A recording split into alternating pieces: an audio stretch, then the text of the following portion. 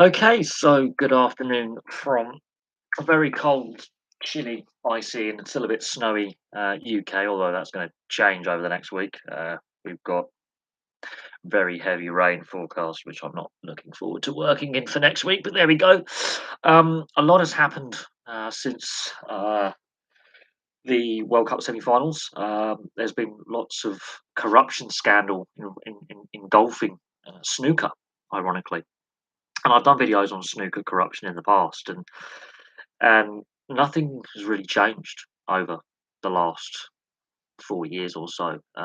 These corruption stories keep popping up, players keep getting banned, and the sport doesn't seem to want to tackle the issues with its integrity that it has. And I know a lot of people who view the channel aren't snooker fans, and that's fine. But snooker is a sport that has been beset by corruption scandals and players being found guilty of match fixing. And several high-profile players have weighed in now, and their views are, these players should basically be banned forever. Um, but it is a sport with a growing issue in this regard. And I mean, I could look at how many players have been accused of and ultimately banned because of match fixing. And there's some high profile names in there that is very, very troubling for the sport going forward. Football news. Obviously, the speculation surrounding Gareth Southgate is continuing, and we can discuss that later on. But also, FIFA have also announced that they are changing the World Cup, the Club World Cup, should I say, from the current Confederation winning teams to 32 teams from 2025. I don't know why they want to do that, but they are because money. And this is where I think when they got rid of Sepp Blatter and replaced him with Infantino, a guy from within the organisation who was there when the corruption was going on, we were going to get more of the same, just with a different branding. And all we've basically got is removing one corrupt Swiss twat for another corrupt Swiss twat. So FIFA, yet again, not reading the room, and they haven't read the room for 30 years. And I think this increases the likelihood of a club Super League kind of format that we saw last summer, and fans were very much against that. And I still think fans are going to be against that long term. But I think there's a growing pressure on reforming FIFA and UEFA, like coming up with a new governing body. There'll be growing calls now for an independent regulator, and you also see that we've seen the reformatting of the Champions League, which is basically European Super League esque in some of its reformatting with the legacy coefficient. UEFA coefficients should just be removed completely because I personally believe that they have done more harm than benefit to the wider European leagues. Clubs that have won the Champions League in the past, sorry, and Europa League Europa League, formerly the UEFA Cup in the past, have no chance, absolutely no chance, in today's landscape of ever winning them again. So that'd be like your Benficas, your Portos, your Steaua Bucharests, that kind of level of club. They have no chance of ever winning the Champions League ever again. Not unless severe match fixing takes place because of the way the UEFA coefficient harms the leagues that those clubs play in. We're never going to see Ajax win a Champions League again, maybe Europa League or Conference League, but never going to see them win a Champions League again. But they're allowed with this historical coefficient to get in the Champions League, and it's just a money making exercise for a handful of clubs, and it doesn't actually benefit the wider footballing community. It hasn't done for a long time. The Champions League format. They always seem to reformat the Champions League when some of the big clubs who want to get greedier bring up the European Super League idea in some form. Um, and they got brave enough last year to put that plan into some sort of ill-coordinated, badly thought out action. So it's a power, and we've been here so many times before that I'm less inclined as a sports fan to like football because it's there's too much money in too few hands. and the ownership model is broken, and there's a disconnect between the communities where the clubs are based and the club owners. There's too much greed, there's too much corruption, there's not enough transparency, and in reality, I think we've got a lesser product now than what we had 30 years ago.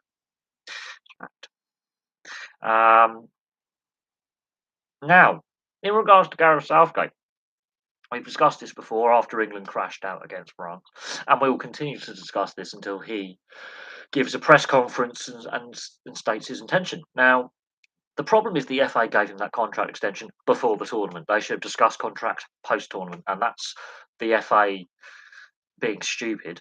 Um, Gareth Southgate is the FA's man because he's a yes man. The FA have moulded him. Um, and while he's a particularly likable character, as you would probably enjoy having him as your mate and possibly, sitting down and discussing various issues and you could have a decent conversation with him. He's a very nice, likable chap. He's not ruthless enough. I've always stated that, and he's been found wanting tactically. He's too reactive to make changes rather than proactive, which has cost us in the three tournaments where we've lost. So there you go. But I will say this: where Gareth Southgate is now with the team, they're far better than what came before. And God knows where we would have been under Sam Allardyce and the carnage and chaos that could have entailed from that. But the FA have appointed the wrong man to the job so many times.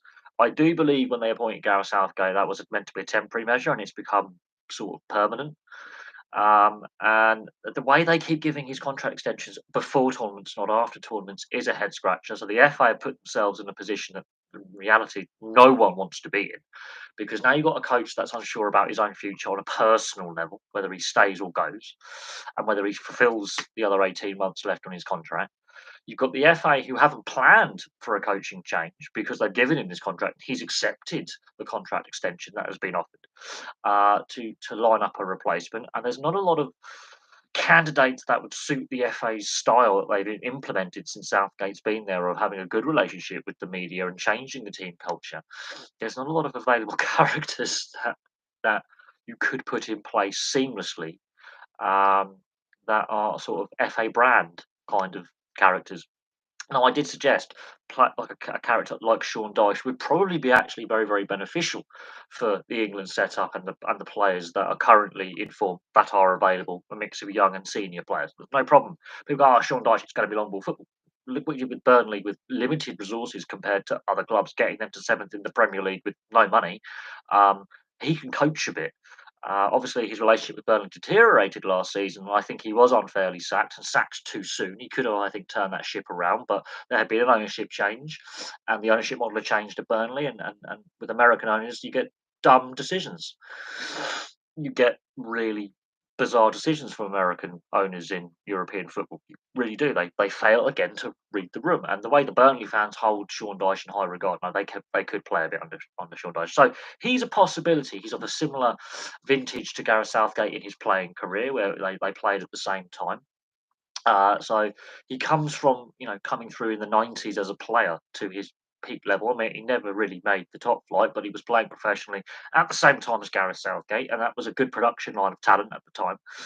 He has been around. He's got far more coaching experience than Gareth Southgate, and he's used to being an underdog, which I think suits England. So there you go. And in big games, he's pulled off some tactical masterstrokes against bigger, more fancy teams at a club level. Now, whether that can translate to international level, that's another thing. So I will be doing a video on Gareth Southgate and his potential future should he resign. Then, if you want to go the overseas route, there are some good young managers like I don't know, Slaven Bilic, who's look what he did with Croatia when he was a up and coming young manager with limited managerial experience. He has managed in the Premier League. He has coached some of the players that are currently in and around the England setup. So, if you want to go down the foreign route, which I think the FA will be very cautious to do, considering the disaster that became Sven Goran Eriksson towards the end, and then the whole Capello experiment. Um, there's a possibility. There's a couple of overseas managers with club and international experience who've coached in English football, who will know the culture and some of the players that are um, always interested in an international um, job. And then they've got the unavailable managers where the FA would have to pay a stupid amount of money to get a manager out of contract. So that is an interesting subplot that I don't think the FA has really factored in. There's not. I think the pressure on the FA, should Gareth Southgate decide to resign now, would be the manager has to be English. He has to be ambitious and young, pretty much, and that narrows the field down. So Sean Dyche would be classed as of the older end of the young manager. He's experienced. I think he is underrated. Eddie Howe is not going to leave Newcastle, and I think Newcastle would write to his contract a massive get-out clause that the FA could not afford. Graham Potter's just moved to Chelsea from Brighton. I think he should have stayed at Brighton, to be honest. There's a lot of people calling for him to replace Gareth Southgate. And he did a very good job at Brighton. His Chelsea experience has been mixed, and we can all agree that it hasn't been as smooth a transition as I think anyone expected, and that was a surprise move of Jobs mid-season. But he's very new into the Chelsea job. Lampard, he's having a harder time at Everton than he did at Chelsea and Derby, for a variety of reasons, including the structure at the club and the mess that's there. So he's not available, although there may be he might become available before the end of the season. Although Everton are slightly better this season than they were last season, but we're only halfway through the league season, and so therefore watch this space. Gerrard's been sacked by Villa, and he didn't go very well at Villa. Gerrard, he was in a good position at Rangers. A lot of people were surprised he left Rangers as soon as he did, but he has had youth experience through the Liverpool system, and obviously the England setup right now is full of young players that have come through a youth system, including Liverpool players. So that could be interesting. So Gerrard could be a possibility as an assistant or as a full time coach in the England setup should Southgate move on and someone want to put their backroom staff together. Um, and then on the foreign side of things, I mean, depending on I mean, Arsenal at the moment are favourites to win the title from their position they're in going into the World Cup break. Coming out the World Cup break with injuries to players like Gabriel Jesus, could that impact the Arsenal team? But if Mikel Arteta wins the Premier League, and for whatever reason his contract doesn't get extended, or they have a fullback season, as I call it. But he took a while to develop into his role as Arsenal manager. People were calling for him to get sacked, but he's doing all right. And Guardiola has hinted at possible international management. So, but again, he's at Man City for the foreseeable future, and getting him out of that contract could be problematic. He has had no hint of saying he wants to leave before his contract's up. So if you want to go for an overseas manager who understands the Premier League and in Arteta's case, also played in the league and has actually coached some of the players currently in the setup, that's an interesting one.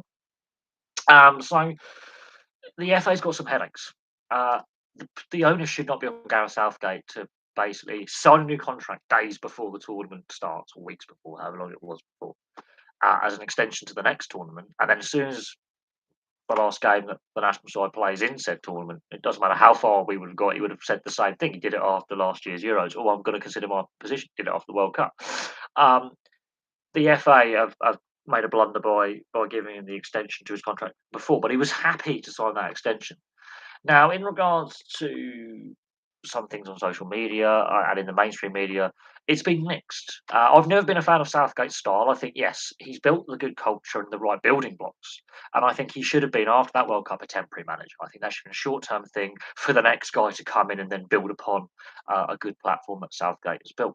He stayed there longer than I think he should have, and that's on the FA. That's not on Southgate. That's on the FA. He does have a very, very good win percentage as England head coach. I think only Sir Alf Ramsey has a higher in what we class the modern era, whatever you want to say. But it's a difficult one. I think there's some tactical issues. I think he might have taken the team as far as he can, but when players go into an international camp, even those players that haven't gone to the World Cup, they've spoken about the positive outcomes they've had, the confidence that's been given to them, the group dynamic, which is far better than what went before, obviously. And we've had some very good sides that, in my lifetime, Italia 90, Euro 96, World Cup 98, World Cup 2002. We've had some very good sides in my lifetime that have gone to tournaments and also ended up at a similar stage as where Southgate has taken the team. But since I would say 2002, so the end of the Ericsson era, and then the shambles of the Steve McClaren period in charge, and then obviously we've had Capello, and then obviously Roy Hodgson gets shoehorned in there as an emergency, and he ended up staying longer He was a short-term managerial replacement. He was put in for a tournament that we had qualified for. Um, After Capello decided to quit weeks before a major international tournament, and Roy Hodgson was really just thrown in there as a safe pair of hands. Now, obviously, Roy Hodgson, the FA kept extending him, and he was happy to stay. Again, Southgate is a younger version of Roy Hodgson in that sense. Yes, he was an emergency appointment at the time. Now, in between there, we've had Stuart Pearce as a temporary manager for a one-off game against Holland, and I think he should have been given the job on a permanent basis, not Sam Allardyce. We've had Sam Allardyce, who only had the one competitive international, and then was sacked following, or did he quit? I can't remember. But then the Sam Allardyce situation, and then we end up with Gareth Southgate. Now, Roy Hodgson was put in an unenviable situation when he was thrust in from obscurity. Basically, he was out of a job, and they just went, "We need you, get in it," because no one else either was ready or put their hand up. No one wanted the job at that point. And I think in the first tournament, that was a safe pair of hands, and we got as far as we did in 2012 in the Euros. The World Cup 2014, I don't think Roy Hodgson should have been there. And Euro 2016, he should have been gone well before. He was literally there just to get us through Euro 2012. That's my opinion. The FA decided to extend him. Now, Roy Hodgson obviously also agreed to stay for a period of time. That was a mistake. I think Stuart Pearce should have been appointed instead of Sam Allardyce, and we may have had a completely different outcome, personally. Um, so we'll see what happens. Yeah, I think Southgate has done a good job of developing the team and putting the building blocks and the foundations in place for the next guy to come in. The danger is the next guy who comes in, the team go backwards. Look at Germany. Under Klinsmann, they improved, and then Jurgi Löw, they go forward and win, and then it's fallen off a cliff. And there was already signs of decline before Jurgi Löw said, I'm this is my last time. I'm not extending my contract. And the German FA, very not unlike the English FA, have put a young club manager in charge. He's had some reasonable success. Southgate didn't really have the success at managerial level. As a player, he was reasonably successful. And they've gone with the young, dynamic manager. After a very long period of only two guys running the team for the best part of 20 years, they've thrown the young guy in, and it's gone horribly wrong because club management and international management are two different things. And Germany are going to have to assess their situation. Spain with Luis Enrique, great club manager, crap international manager. You can win all you want at club level and be terrible at international level, and vice versa. So there you go. And Luis Enrique has the same issues as Southgate, tactically inept at times, and was found out in this tournament. So there is that. Um, but I do think there is a developmental side to Southgate. But you get managers like Southgate in the lower leagues. You get managers like Southgate or coaches like Southgate in other sports. When a team is in a transition phase, be it an international or a domestic club team in a transitional phase, normally in leagues that don't have promotion and relegation. So, leagues like the NRL and the NHL and the NFL, there'll be a period where a team is rebuilding. They need to get the young players in and comfortable with playing at senior level. They want a couple of veterans around to solidify things. They want to have a decent record, not be terrible, not be great, but build a team dynamic and the building blocks to take that team forward and develop players. Southgate will be a brilliant NHL or NFL head coach for a rebuilding team. But the sport he is in is different. Could he have a role within the FA? Yes. Is that a good idea, though? Does that help the situation? Having the former guy around, and then the new guy come in, and could that create a tension? Within the setup where you have conflicting ideas about how to approach tactically a game or set up for a game or players you want to select. I think that could end up with more conflict. And look, he's a very likable character, Southgate, but he doesn't seem like the guy to really give the Sir Alex Ferguson teacup incident, lobbing the kitchen sink at them at half time, or the Neil Warnock. And Neil Warnock summed it up on Talksport when he was phoning guests. He said, Southgate, lovely bloke, don't have killer instinct. Oh, that's my best Neil Warnock impersonation. Can't do better than that. How's it going, Marvin? What do you think of the third place playoff? I don't mind watching the third place playoff because it's generally the highest scoring game of the tournament. So if you actually like open, entertaining football where both sides just go hammer and tongs for it because they don't care, as in the pressure's off, and then the squad players and the young players get a run out. Actually, it's actually one of the more entertaining games. I remember the 2006 Portugal Germany game, and that was fantastic. Bastian Schweinsteiger came of age in that game. They're generally very, very exciting. And people just don't watch them, which I find ridiculous because they're actually better than the final itself for entertainment. But everyone's got their view. I'll be watching it. It kicks off at 3 o'clock. And I want to see Morocco, finish as high as possible, because I think that's a positive out of this World Cup, which has been full of controversy and debate whether it should have been there, and there's been other bits and pieces, happening in the background of things, with issues getting into the stadium. I think from one of the semi-finals, I think they were all quarter-finals. There was issues for fans entering the stadium at the latter stages of the tournament. You expect that maybe in opening days of a tournament or an international event, not when in the last few games. I mean, that's a problem. That should have been rectified. Um, that is, look, I've seen on social media the propaganda for and against, and then you actually see the true stories that come out through your average bloke or woman, average fan who's gone over there, or average person who's gone over to work there on the security side of things, the international security, the VIP security, because you'll have international security firms that do that kind of stuff. And that's where you get the true, view of the thing. Because I've seen all these pro Qatari stuff going, oh, it's so lovely, and then you've seen all the mainstream media, which I think is completely biased because of how the vote went down in 2010. And then you actually see the real stories of actual individuals who are not affiliated to any media organisation, be it left wing or right wing or any big business.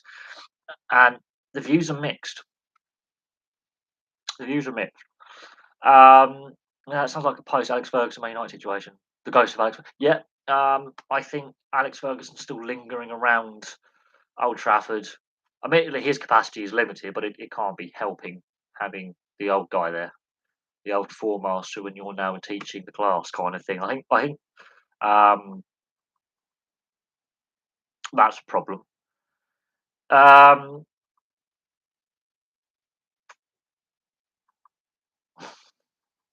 then you've got obviously the question about Arabian countries. Look, Morocco have actually bid for the World Cup. They wanted the next World Cup.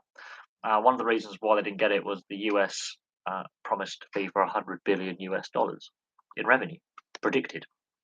There you go. And also the sporting infrastructure, the sheer cost, because FIFA wanted to expand the World Cup for Qatar, ironically, not the next World Cup. That was the plan was to have a 48 team tournament for Qatar after it was announced. So when we were at the last World Cup, just before the last World Cup in Russia, before qualification had even started for this one, FIFA put on the table, we could have a 48 team tournament earlier. Um, so there is that. So Morocco have already put in bids in the past. Sports tournaments. Look, we're seeing a lot of sporting events, especially golf, motorsport, have gone to the Arab world.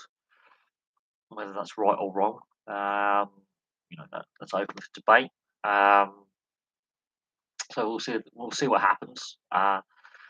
Women have said the World Cup being alcohol-free makes them feel safer. Look, I think the alcohol ban in stadiums has an impact, but there's still fan zones, so it's not completely alcohol-free. There's still fan zones. Your actual hotels have bars.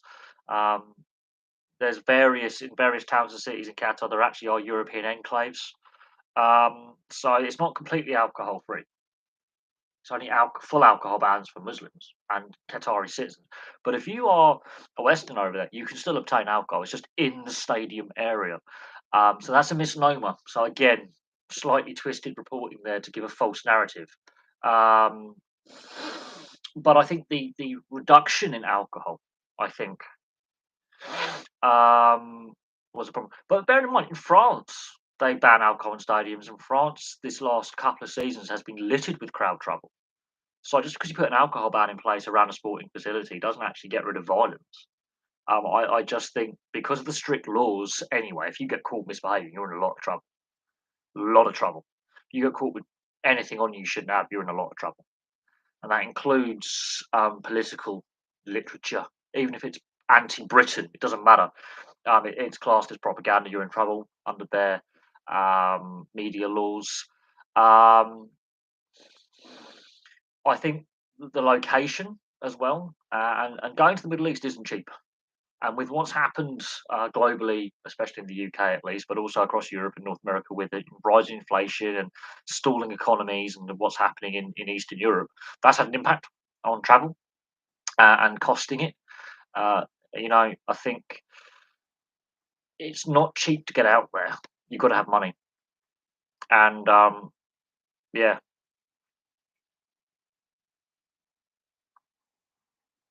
uh, we weren't the only fans who misbehaved at the Euros. The Hungarians were pretty bad as well in Budapest. Uh, um, I think the fans who've gone over there have represented every country exceptionally well. There's been a few incidents not involving English or Welsh fans. That's the first major international tournament where not a single fan from the UK has been arrested or cautioned in the street for like just a public order offence ever. So we were very, very well behaved. So it does prove it is a minority. Now you can still get alcohol in the fan zones. Fans are enjoying the fan zones with alcohol, admittedly higher than London prices, and not a single issue. Um, So that just shows how much of the minority impacts press reporting and issues at games.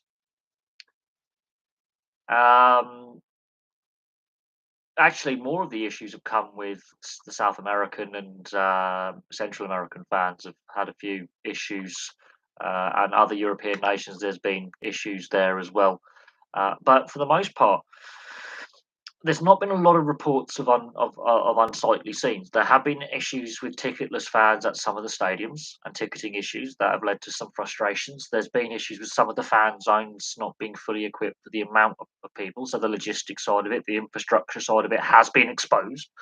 And there's been a lot of empty seats at stadiums at various games where they fudged the attendance figures. So there is that. I wouldn't. It's not completely alcohol free. It's just again misreporting by the media saying they banned alcohol. No, they banned alcohol in the stadium confines and in the areas surrounding a stadium. Very similar to the French league. The French do that. Yeah, French domestic football is littered with hooligan elements. You don't need alcohol. You just need violence and tensions between communities. That's how it works. Doesn't matter if it's racial tensions or just tensions between two communities over historical disputes or gang related. Doesn't matter. So you take that element out, and you've got basically your white middle class, well, or just your middle class families or middle class fans going. Take out the working class, look, problem solved. Allegedly, that's. Um, they do have a very strict penal code. That's what I was looking for—a penal code, not penis code, penal code, which is your legal penalties and your common law and statute law and things like that. And yeah, they do have much stricter rules on a lot of things. Now, whether we agree with some of those laws is and some of the punishments is that's a different debate for the other channel. I always say that's a debate for the other channel, and I will be doing a funny video blog series of which I will call the video diary of a 30 something, because that's something I've been planning to do actually as a written diary, but I thought I'd do it on video and it will be quite funny. There will be it'll be like monotone, like deadpan, but I'll just say how I feel about things. It's quite funny, and some of my work colleagues find it quite funny when I just slag off politicians and the political system and the economy because I do it deadpan. Um, but no, I think the media have misreported things and twisted certain elements to suit whatever right or left wing political agenda or social agenda they're aiming for. Um, but then suddenly they're praising the fact that English and Welsh fans were exemplary in their behaviour overseas. Firstly, the numbers that went were small. Secondly, the amount of money you would have to spend to get out there is extortionate, and a lot of people are finding their living standards squeezed massively, massively over the last few years, which has an impact on how much disposable income people have to spend. And but we have seen a rise of hooligan elements, not just in England and Wales and Scotland, but across Europe with football uh, over the last decade. They had been falling and falling and falling, and they're on the increase again. And it's not the English or the British disease. It's a wider social problem across the European continent and to a certain extent Africa as well. Egypt's got a bad reputation lately. All the North African countries, when it comes to their domestic football leagues, have nasty incidents. We've seen it at the Africa Cup of Nations; they had a couple of riots. So it's not just the European disease; it's the press twisting things, and having an agenda about what countries should apply for tournaments and host tournaments. There is that twisting agenda, and yeah, we didn't help ourselves at the Euros. But that was a multitude of factors, and I find it weird. I'm agreeing with Simon Jordan on Talksport a lot in the last 3 months. I'm feeling slightly unwell with that. I don't feel comfortable with that. But in certain instances, he does talk a lot of sense, and he's the voice of reason in the room.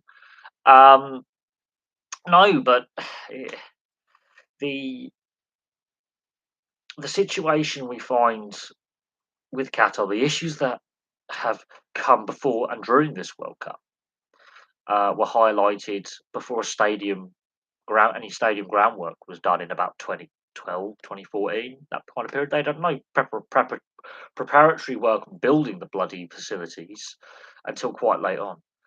Um, Concerns were raised during the bidding process. I've watched some of the documentaries on it, and look, various people within the FIFA organisation are in denial and are hanging their heads in shame.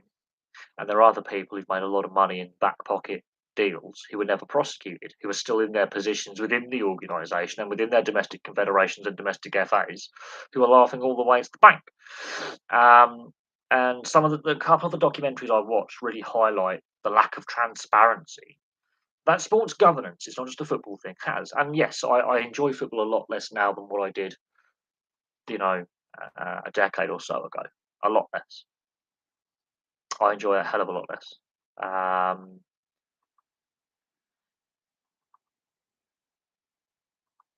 I will look again in that position. Well, we can't criticise another country's human rights record post 1945. No, we can because they were a British protectorate, and there were certain laws put in place and agreements that they signed up to that they haven't adhered to since they've had full independence.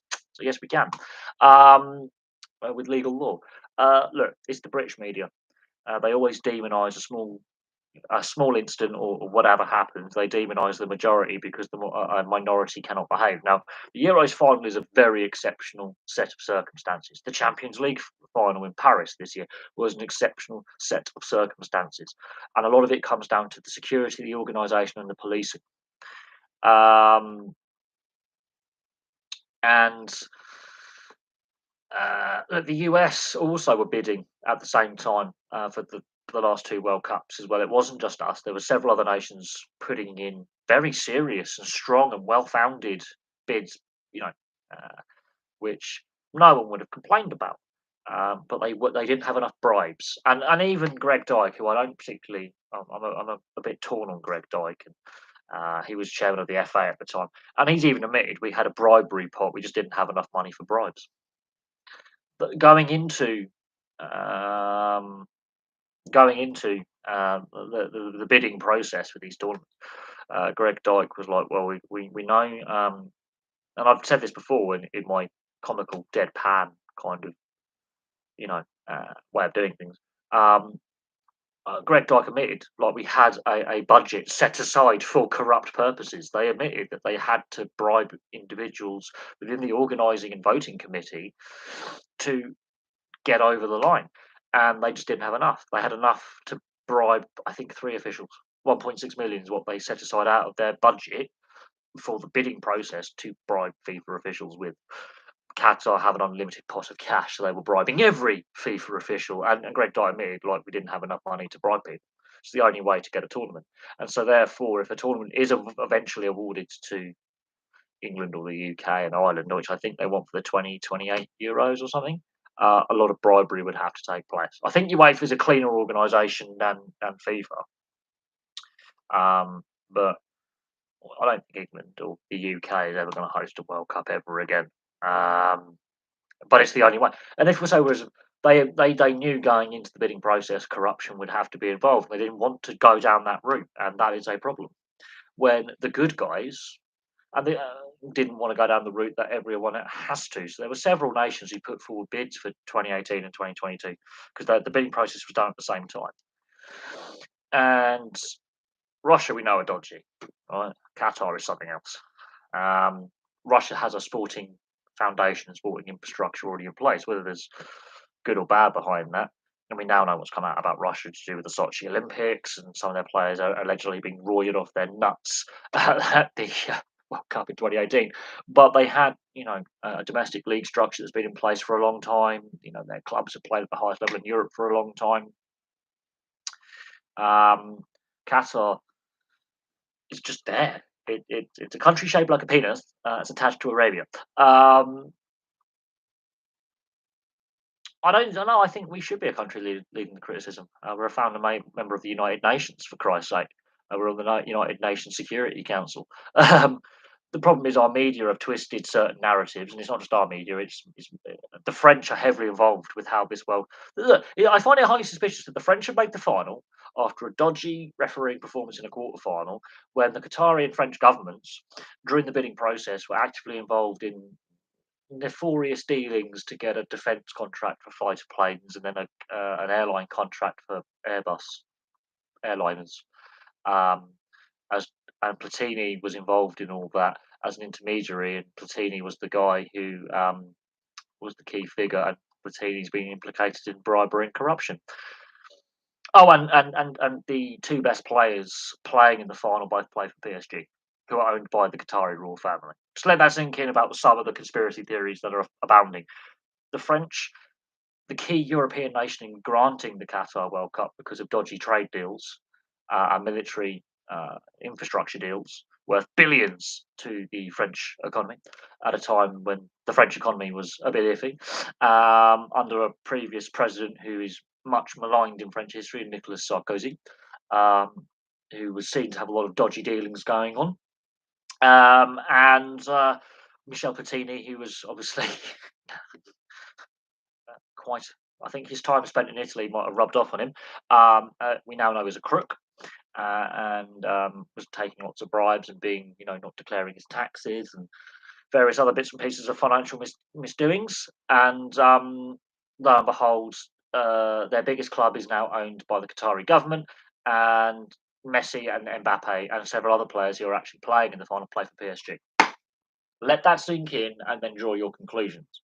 Because a lot of people have been suggesting some of the refereeing performances in the knockout stages have been a bit suspicious, and they have been absolutely shocking. So there's a bit of cynicism there. So read into that what you will, but that's doing the rounds on the internet is, hang on a second, Messi and Mbappe facing off in the World Cup final both play for PSG. PSG is owned by the Qatari government. They set up their own TV company. Etc. Etc. Etc. And beIN Sports, whatever it is, and then you read into the Sarkozy Qatari royal family trade deal agreement during the bidding process for said tournament and Michel Platini's involvement, and there's recorded conversations that don't help the case of the situation, and we end up where we are. Have a Winter World Cup in England, then see how good these teams are. Well, we had a Winter World Cup in Argentina in 1978 because it was the Southern Hemisphere winter, Northern Hemisphere summer. Argentina won, and it was bloody horrible. And FIFA has a history of going to rather nasty places where human rights abuses are currently taking place, where thousands of people are being executed and imprisoned against their will. Sadly, the UK is not a democracy. We have a constitutional monarchy. The monarch has no real wielding power, so we are a democracy. We're quite high on the Human Development Index and the Political Freedom Index. We have, admittedly, the first past the post system is flawed, and again, that's a debate for the channel, but we have actually been ahead on electoral reform and giving rights to women and votes to women long before a lot of other countries. So actually, we're quite more democratic than a lot of places.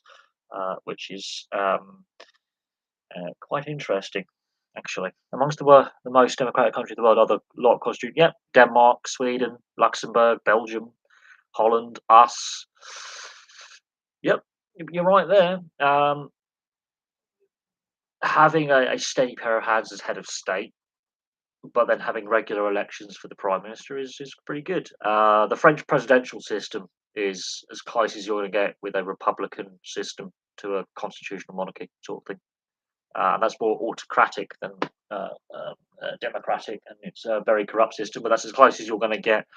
You just replace the monarch with a president. That's what the French system is. The president has a lot of power. Again, conversation for the other channel. Get back to the sport. God damn it! Back to the sport.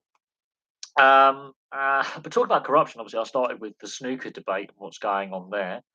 And some high-profile players like Sean Murphy and Ronnie O'Sullivan have again weighed in with their views on the situation. And yeah, snooker's in a bit of a mess. Bit of a mess. Uh, what else?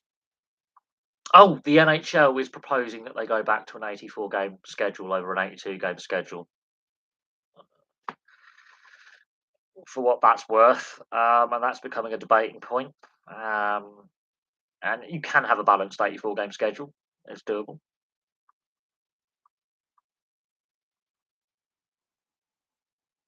No, I think you're preaching to the wrong crowd because actually they've got rid of the hereditary House of Lords, and actually all the House of Lords there have to be elected in some way um, and put forward.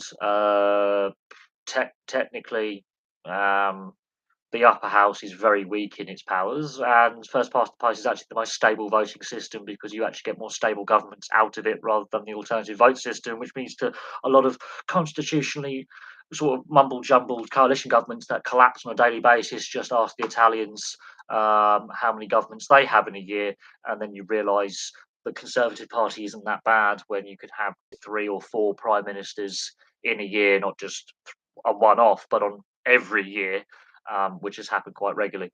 And you have elections like every 6 months. So let's not say it's a perfect system, but when studying politics for my A levels, the first past the person system, ironically, is the most stable form of government you get out of that. Ironically, so is it perfect? No.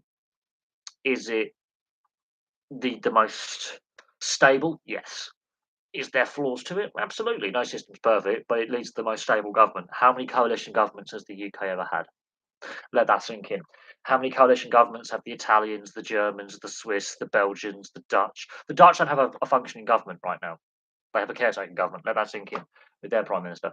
The French, the lower house is toothless. It's the powers with the president, and look at their fucking mess that they have. They go on strike more often than we do.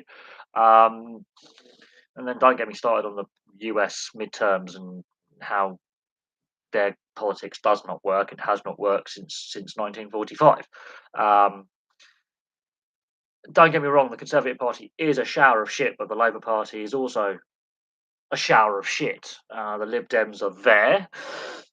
Most of their members are swingers and stoners, but they're there. And I think the Lib Dems actually hold the balance of power in this country.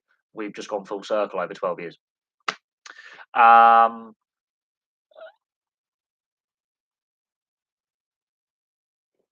no. I think you'll find New Zealand and Australia originally had the first past, and Canada had the same basic democratic system until they ended colonialism and became technically the dominions. And then as time went on, and they had their own states, provinces, and territories, and they worked out internal devolution. They evolved their system slightly, but none of their systems are perfect. There's a two-tiered New Zealand system for Maori MPs and non-Maori MPs, which is flawed. And you get Jacinda Ardern in her socialist utopia, not with her teeth, because her policies are useless. And then you get the Australian system, which is just a shit show shambles, where it's compulsory to vote. If you don't, you get a fine. Yeah, they changed, not for the better. Australia's a shit show. Australia, Christ, follow their politics. It's an absolute shit show. Um, South Africa, you look at the Dominion states, and their legal systems are based upon ours. Still are. it's just how it is. Australia is a federation, a constitutional monarchy federation. So you have two territories and a multitude of states, each with their own domestic parliaments and assemblies, and their voting systems are just bizarre because you have to vote. If you don't vote, you can actually end up in prison. And their voter turnout is high, but the amount of spoiled ballots is high as well. But they have a turnout of like 93%, but the amount of people who deliberately put no choice or spoil their ballot is surprisingly high. Voter engagement over in Australia is weird. New Zealand have Jacinda Ardern, so socialist utopia, and actually freedom of choice is being eroded in New Zealand. So there's that, and it's just that the Nationals in New Zealand are absolutely useless. So Jacinda Ardern can stay in power forever because her opposition parties are toothless. Um, Canada, they're because they've got the provinces and how the provinces and the territories work in Canada, and in some areas very sparse populations, you have to alter electoral systems to suit. Um, so there's that. But ironically, how many coalition governments have we had, and how many incompetent governments have we had? Okay, we've had a couple, but for the most part, we've had the most stable form of government ever. I ever. And I can do videos on it as well. The A-League violence, where the bin thrown at the goalkeeper's head after he threw the flare back into the stadium. You have to start with the security. You have to ask the question about. I know, and a lot of people go, "Oh, it's only the Australian league. They've only been rivals for. They haven't. The fans are older than the teams." The social aspect behind it, with the Croat, Serbian, and Bosnian background of fans, the Balkan situation, and Greeks as well. Um, and all that. In regard to the violence there, look, it's not again. We're talking about it's the English disease. No, it's not. The media again twists and portrays things without actually properly doing this is the news. This is what happened. A group of fans got violent, lobbed missiles on the pitch. The goalkeeper responds by lobbing them one of the missiles back. A bigger missile hits the goalkeeper. The match is abandoned. That is stating the facts. That's how the news should be reported. No bias. No, it was Croatian-based fans or Serbian Australians or Bosnian. No, it's thugs attack players. Players retaliate. Player gets injured. Match abandoned. It's done. Done. Simple. Then, why is security so poor? Failure to adhere to security protocols, weapons and flares brought into stadium.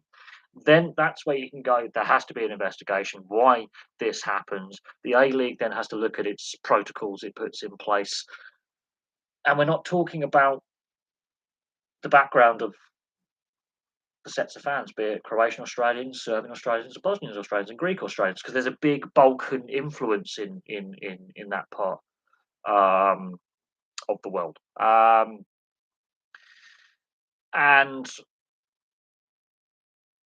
yes, unfortunately, a lot, and what we've seen at the World Cup between Serbia and Switzerland for the second World Cup in a row with the ethnic Albanian players and the issues surrounding Xhaka and Shaqiri and confronting the Serbian, what I described the NBA team, because the Serbian team was so bloody tall, has reared its ugly head for the second time, and there were some unsavoury scenes in the Serbian dressing room with nationalistic, right-wing, neo-Nazi kind of hinting flags, and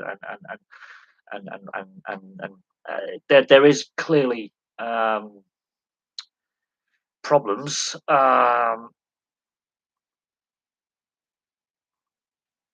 And yeah, the situation is it's the same in regards to this is what the US doesn't quite comprehend.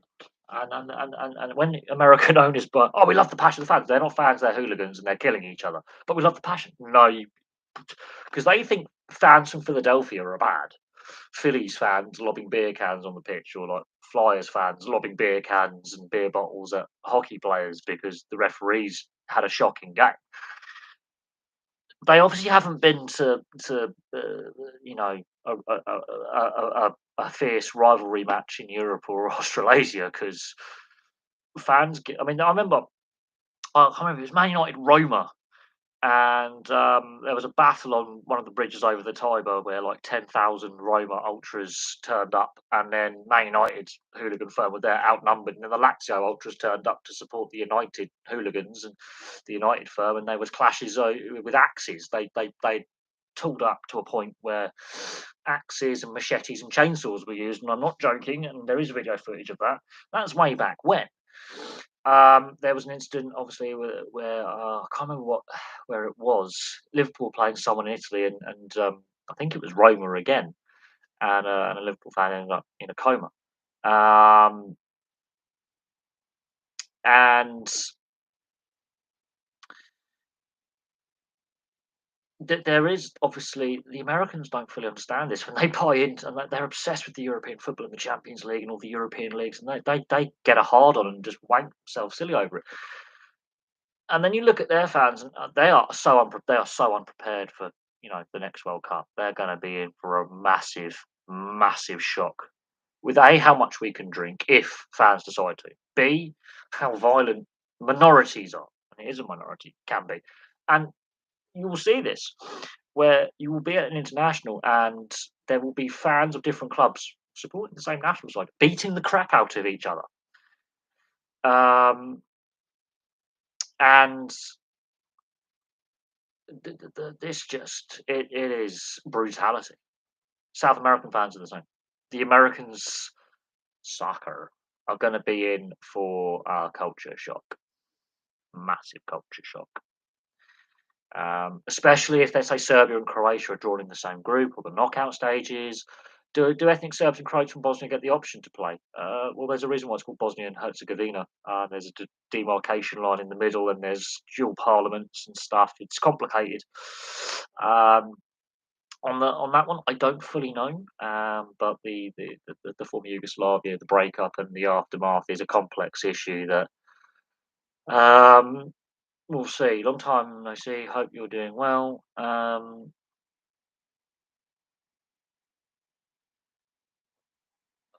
Yes, the under 20s have done very, very well indeed, which is a massive positive step forward. Um, the video footage it's out there. It's on the internet. It's probably on YouTube. It's probably on Twitch. It's probably on other video sharing platforms. Probably made it onto Instagram. Uh, yes, the A League's not the biggest league in the world, but it's a national league at the top level in its country. Bearing in mind, Australia are co-hosting the Women's World Cup next summer. In like 6-7 months' time. Very similar to our situation with the Euros, where we're obviously wanting to host in the major. This doesn't cover Australians in glory. And there is a debate banning alcohol at stadiums, not when you've got the already inflamed gang-related tensions with the minority groups, which are Croats, Serbs, Bosniaks, Greeks.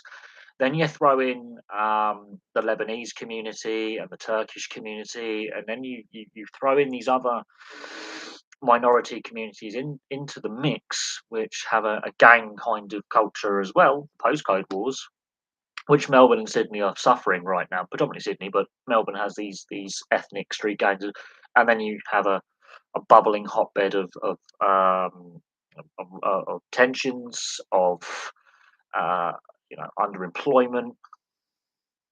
Their sports teams are their release. Economic opportunities being low, coming out of COVID.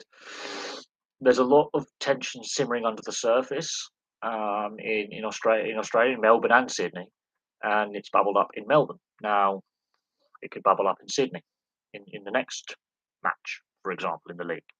It could flash up in Brisbane and Gold Coast. It's definitely an issue that is there, and again, this is what the Americans don't quite realise. Pete Russell staying as the Great Britain head coach. I don't know. It all depends on what happens at this year's Group A World Championships in Nottingham and how well the team do. If they get promoted back, then I can see him staying on. If they don't, I can see him gone. Could Rome? No, it's not the Roma Liverpool Cup final of '84. It's a more recent Champions League game since Jurgen Klopp's been manager. Infantino's state team, it can just do one. It's similar to the European Super League concept, except it's the FIFA Super League concept. And it's a way that the governing bodies can head off the clubs by giving the clubs what they want with tweaks. And fans, how are you going to? How less is more.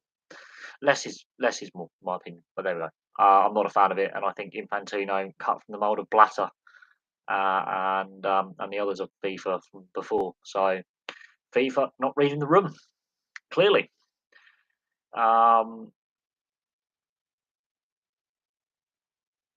Just saw the picture of between Melbourne City versus Melbourne Victory. Look, there was the flare there were flares in there as well, and we saw. I remember seeing this between Inter Milan and AC Milan. I believe it was a Champions League match, if I remember, about 2005, 2006. And Dida was the AC Milan keeper, was hit, and he suffered some really bad burns to his back, if I remember correctly. And Inter and AC Milan were both heavily punished for that incident. I believe it was 2006. My godparents hadn't moved to Scotland. Yeah, it would have been in the mid 2000s, and that was a debate about that one. And there was a lot of flares that night, and again, security being questioned. Yeah.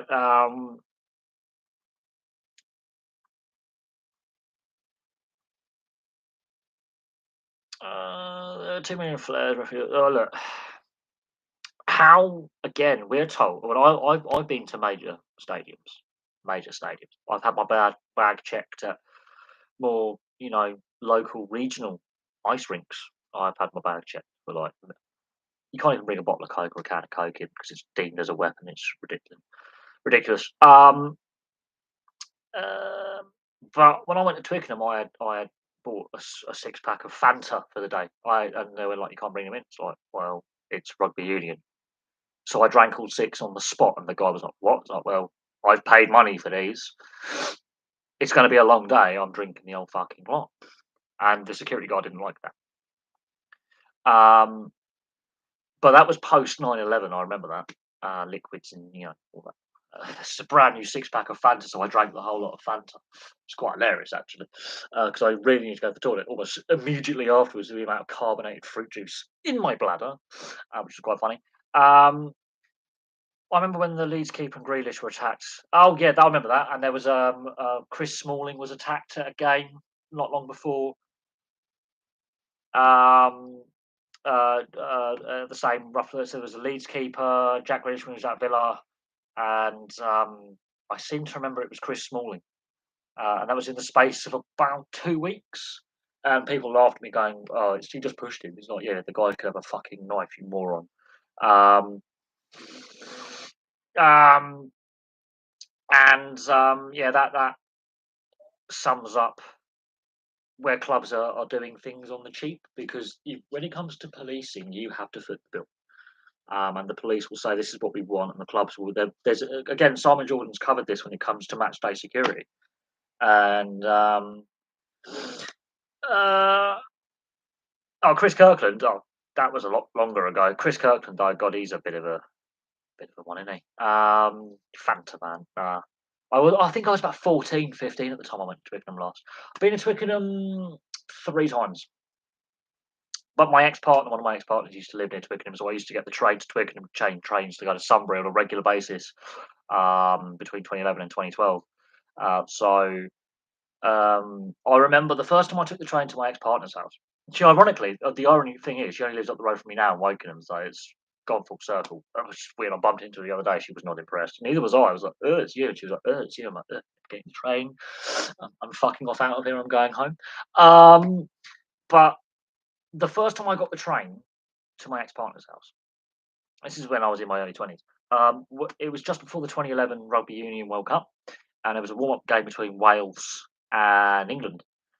And this was my first time changing trains as an adult, because I'd done it as a kid with my grandmother, because she had a friend who actually lived on the same area of West London, but that's a different thing. And I hadn't travelled, there since I was like 6 years old, changing trains. And so I'm there at the station. I asked, the station, what platform do I get off? They went, oh, you want to hurry up? I said, why? There's going to be 80,000 pissed rugby fans. The station staff weren't joking. The match had just finished, and the first fans were already charging into a very. And Twickenham station is not big. It's got three platforms. It used to have four, but one of them was taken out of use, which is ridiculous, by the way. Should never have happened there. And it's a junction station, so you've got lines going off. London, Reading, Loop line, and then Chessington. You can get a train to Chessington to the theme park. You used to anyway. Anyway, so it's an interchange station, and out of nowhere, you've got 80,000 people predominantly getting the train drunk, friendly, but oh my god, the infrastructure can't cope. So how they did the NFL at Twickenham for those years that Tottenham were playing Wembley is mad. Um, and there was no police. If that was Bristol Parkway or Bristol Temple Meads, the Medeski, when the football's on, Southampton Central, Portsmouth and Southsea, Portsmouth, those kind of things. When you've got football on, that and you've got that many people, this is what happened at Wembley last year.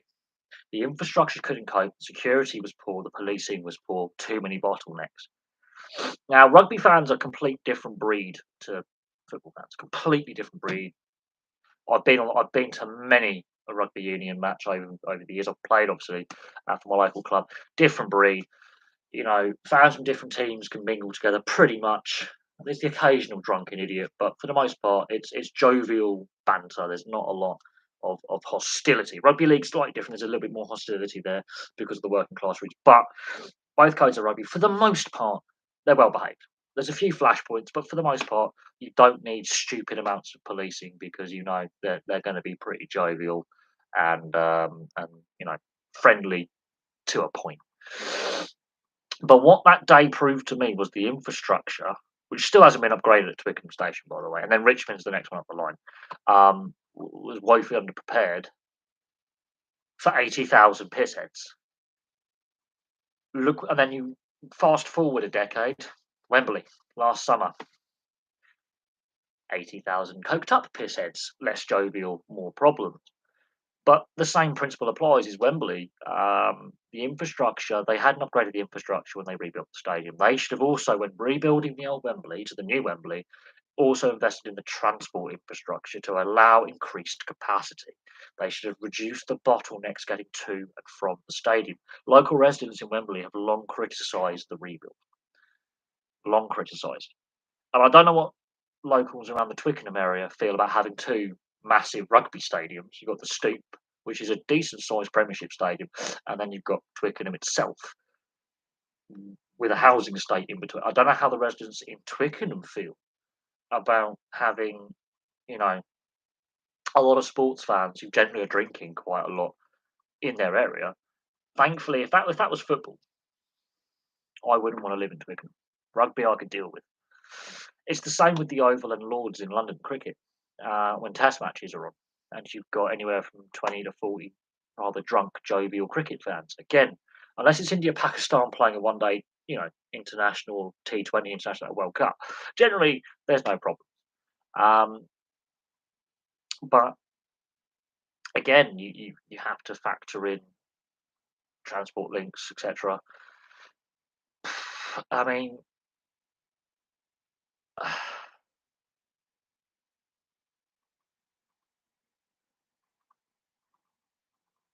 that's something. Oh, I've been involved with rugby clubs on a night out. That is absolutely ridiculously good fun. But there is a lot of damages that have to be paid afterwards. Um, I think Wembley Park Stadium still hasn't had the capacity upgrades it needs, in my opinion. I think it's more of a culture problem. You saw zero fan violence in women's football, no trouble at the rugby union. Culture has a lot to do with it, but I've seen there has definitely, in my opinion, been an increase in idiots at rugby league and rugby union in recent years. Just look at what happened at the what's the round they call Magic Round at the NRL Brisbane this last season. But Australia seems to have a problem with the source. Um, So there is issues in place. I wouldn't say rugby. There's been a few issues at the Principality Stadium in Cardiff in recent seasons when it comes to internationals and big club games there that have been again doing the rounds on social media. They won't make the mainstream media, but they do the rounds on social media by those actually at the event. Um, so rugby union has a drink problem. Um, for the most part, the fans are jovial and good natured, and the experience, as most say, is not a bad experience. Um, but um, rugby league has had a slight increase in disorder, and I have seen ice hockey fans go at it and get pretty gnarly again. Um, it's a small minority of idiots, but yeah, football fans, it's something else. But we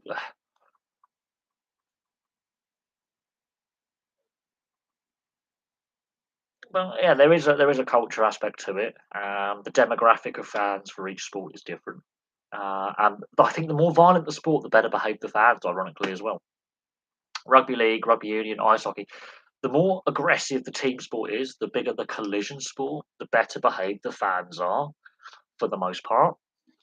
Um, there is definitely a slight shift though in fan behaviour, and there has been across the board for quite some time. It's a small shift, but I'm seeing slightly more disorder at reports on and seen on social media where fans can't behave themselves. So there is that. Um, a player getting pretty much suspended for a third of a season, that's ridiculous. But that's ice hockey, and they have some really um, dopey rules. To be honest, I say that the players fucking fight. If it's a suspendable offence, suspend. But penalty points, that is a rarely enforced rule. So that player is very ill disciplined, and that then lies on the coach saying rein it in a bit, and also on the player for not doing that. As a rarely enforced rule, but every league has that rule for totting up too many penalty minutes and then getting a suspension. 13 games though, that's a bit bad.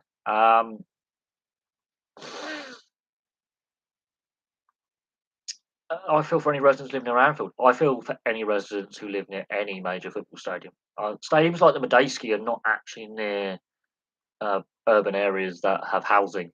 Medeski is surrounded by industrial estates, so there is that. Although where they park cars, there is a fair proportion of fans who have to walk the stadium through housing estates. Um, yeah. More modern stadium rebuilds, they try and move them away from residential areas if they can, or they're on the outskirts of a city or town. Um, which is what's going to happen with Everton's new grounds. They're going to move to the docks, surround it with industrial and commercial premises rather than. Um, there you go. Um, so there is that. The new rule in the NHS player will receive after a minimum of 16 pounds for hits the head. I think there's knee jerk reaction style suspensions that certain leagues give out, um, and then what I found interesting is like the Ryan Reeves hit, um, where there is head contact and there's not much complaining from ex players going, well, it is what it is.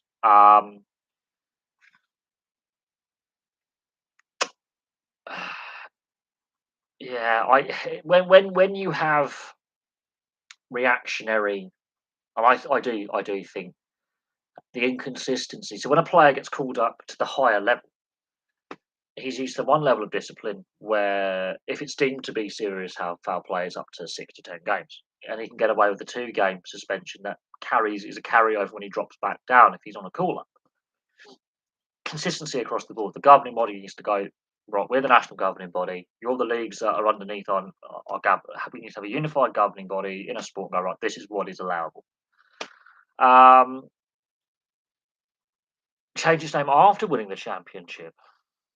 Shit. Shit. I don't know.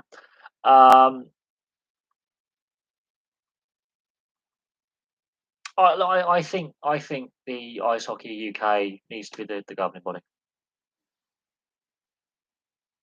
honestly. Um,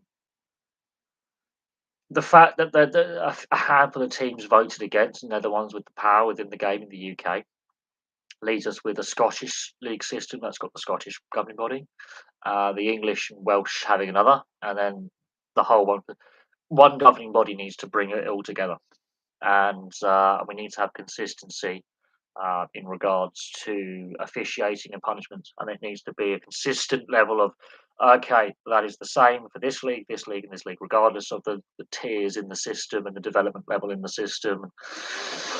I understand with the more younger players in the second and third tiers of the what is classed as the national level in the British game that are developing.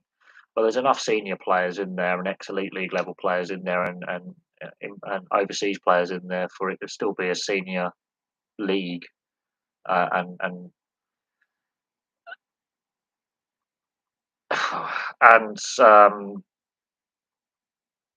it inconsistency does my nutting because it's a global sport where it's played at professional level globally, and it seems every league has its own terminology for suspension of the same incident. And then they're not consistent in dishing out those suspensions. So this is where the IIHF need to come in, discuss with all the domestic league structures, including the NHL, going, this is what we are now deeming a hit to the head, or this is what we're deeming for a match penalty, bringing the game to abuse of an official. Like those suspendable offences, there needs to be minimum set in the sand.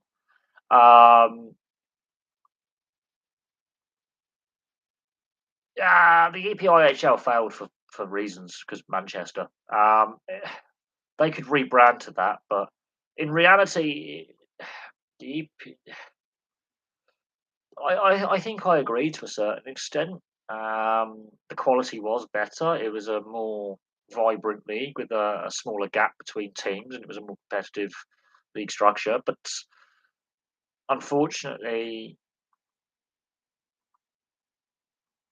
the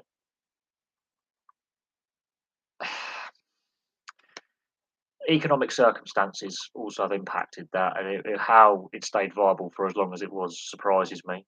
Personally, I'll get rid of the imports altogether. If you want to be a true developmental league, British only players. But then is that the right way to go? I mean, do I miss the? Look, there's reasons why Manchester's ultimate financial collapse um, triggered the collapse of the league, and then Guildford and Milton Keynes going up a level, and one team going out of business, and the teams in the league below could not be financially viable enough to compete at the cost level that was there. And then some teams in that level were having money problems.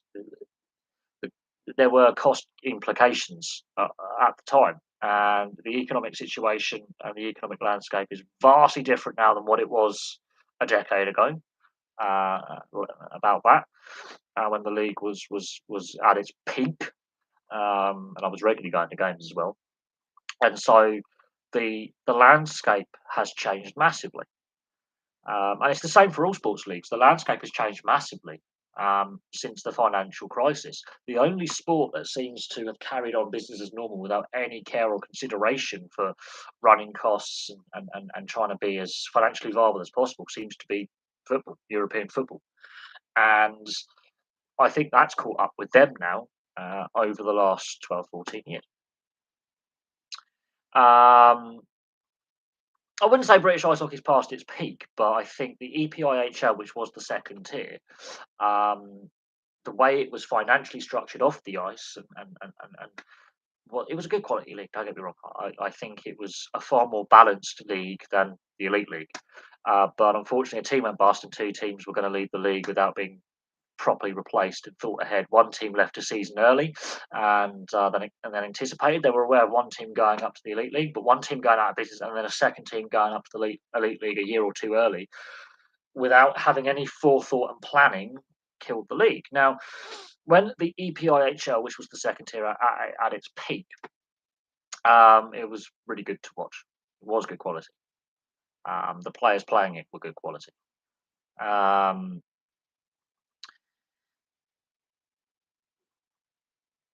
we need clubs in Cornwall, Kent areas, and more in Wales. Cornwall was too economically isolated and logistically isolated. Um, and Kent is not as economically viable as people think. Running costs in Kent are going to be exceptionally high because of its proximity to London. There's economics, and large parts of Kent are hugely economically deprived areas, so you're not going to have fans with the disposable income to buy into a sport.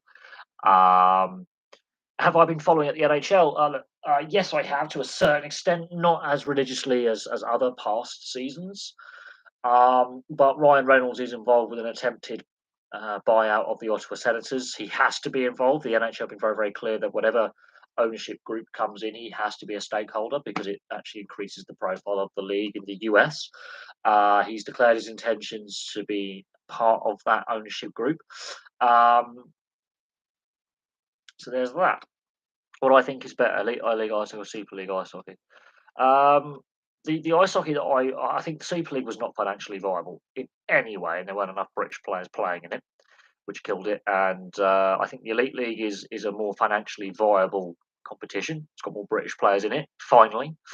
But that was due to the result of the English IPIHL, and now the National League developing players at a faster rate than what went before. However, teams still go bust. Teams are still having financial problems, and while the sport's seen massive, massive growth in the last decade, the league structures below the elite league keep changing. Teams keep going out of business. Leagues keep changing name, and we go from one off season to the next, wondering if we're going to have our teams competing in the same league, different league. Are they going to have a building to play in? So, well, the Bracknell Bees are now just the Bees Ice Hockey Club, and they play out of Slough, much like the London Raiders became the Raiders Ice Hockey Club and played in Romford for a while, and floated around East London. And the Lee Valley Lions don't technically play in the Lee Valley anymore, but that's another thing. Um, Basingstoke have no arena future. Their future is completely uncertain. And it took a long time for the Bristol Pitbulls to move back to Bristol after basically rink sharing with Oxford forever. So there is that. Um, so yeah, it's definitely interesting. God, and I've got Lee's here. Uh, so yeah, um, but it is what it is, really.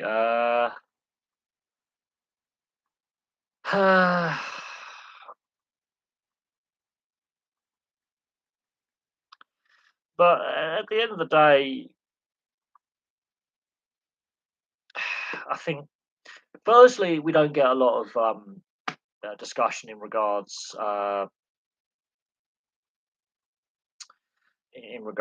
to British ice hockey and the discussions around it. I think it needs a unified governing body in this country, and some teams that are basically in the elite league hold too much influence over the direction of the sport. I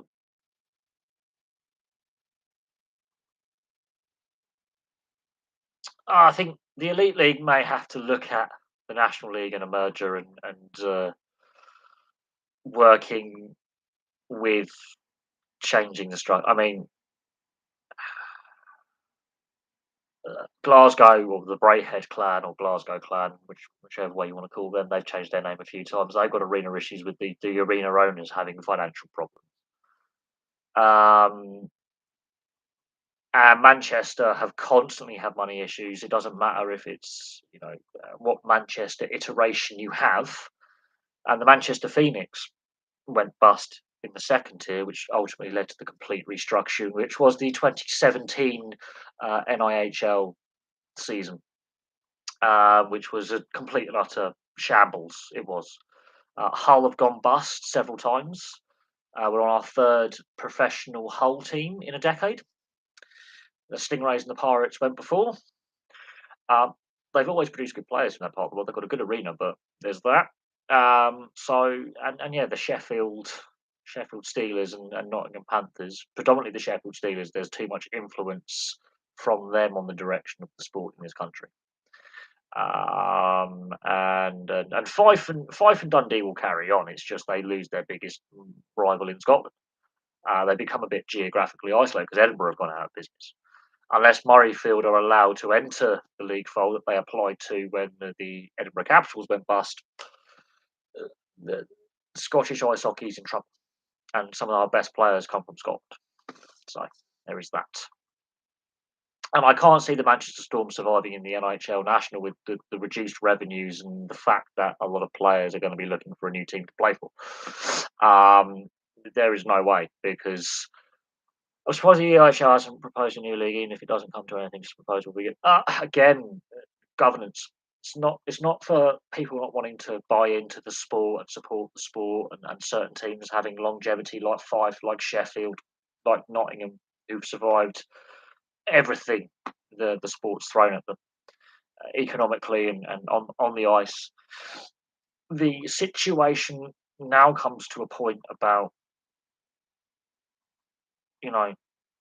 Milton Keynes, that was a financial disaster, almost killed the team there as well, the Lightning. For a brief period, we had the Thunder as their farm team in the national level, who were useless. And then Milton Keynes survived just 2 seasons back in the Elite League before going, this is not viable at all. Guildford have stuck it out. They have a smaller arena, the Spectrum, which is a shocking building because it's a multi-purpose sports facility, which is a great idea. It's just it's not the best. And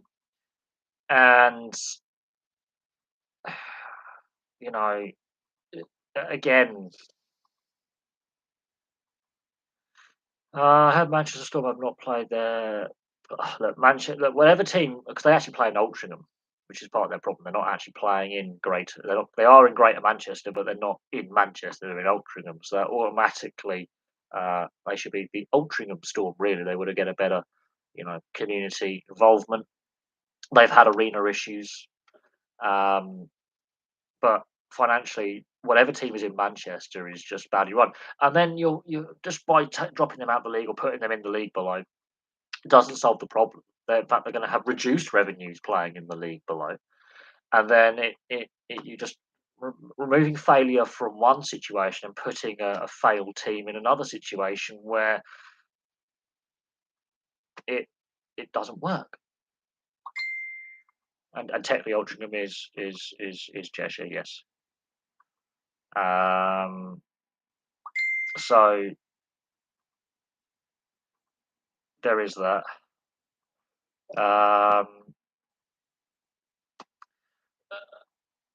That would be nice seeing Whitley, the Whitley Warriors, one of the oldest ice hockey team in the UK. Solway Sharks, that'd be fantastic. Blackburn have always had a good team as well. Blackburn Hawks. Oh, what's this? I've got to go. This is an emergency. Sorry, bye. Hello? Why have you been moved to